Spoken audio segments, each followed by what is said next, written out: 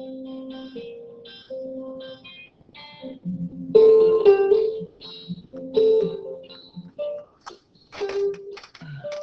there. I want to talk to you a little bit about combinations, which we talked about with permutations and those, the C something comma something. I want to talk about those and what's called the Pascal's triangle. Pascal's triangle is really cool in that it's a unique mathematical array. It was formed using combinations, but what we find out is it's got a bunch of other applications to it. Probability is part of it, calculating combinations, but there's other patterns in there as well. So let's take a look here if we could.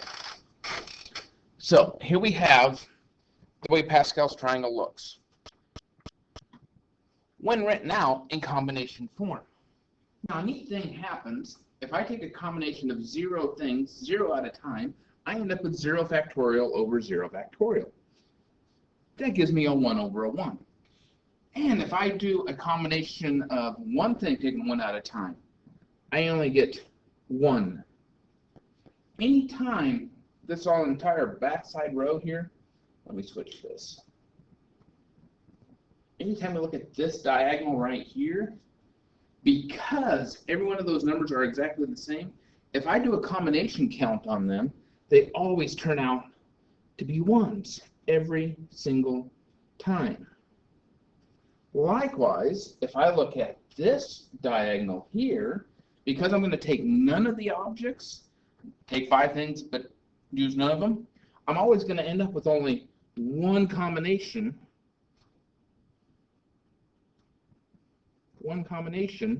in each one of these spots.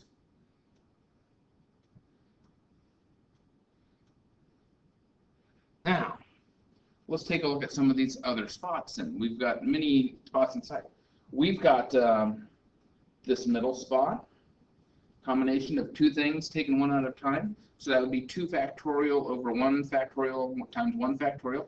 It would give me a 2. So this spot here is a 2. Anytime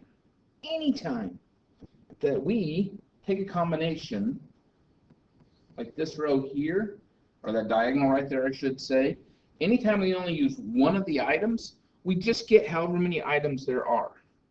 If there's 5 items, 4 items, 3 items, whatever, we just get that number.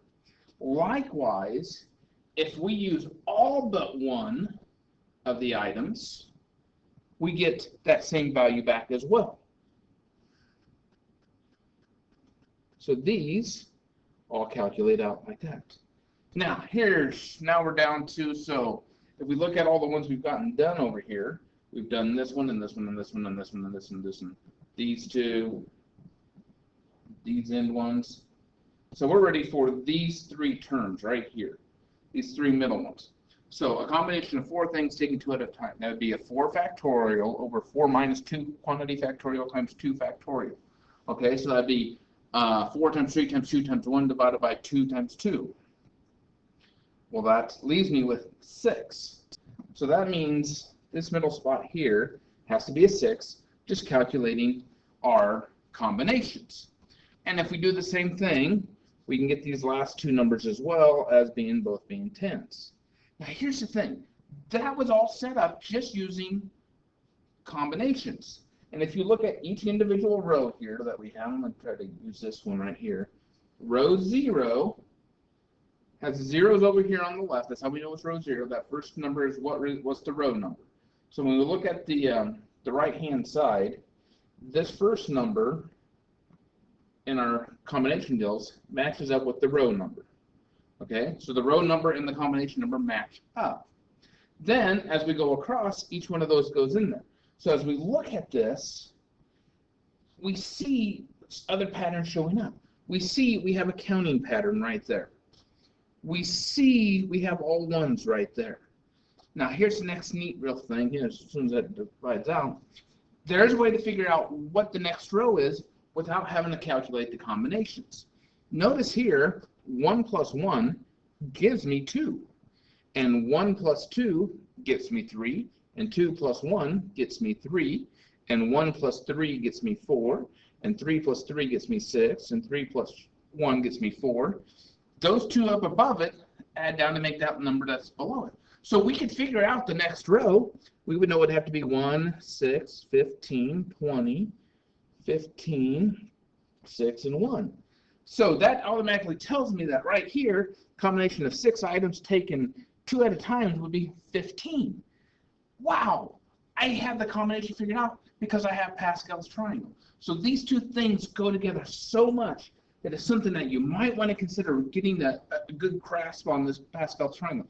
We will see it again, especially when we start talking about this binomial expansion and some of our pattern recognitions. So just tidbit of information.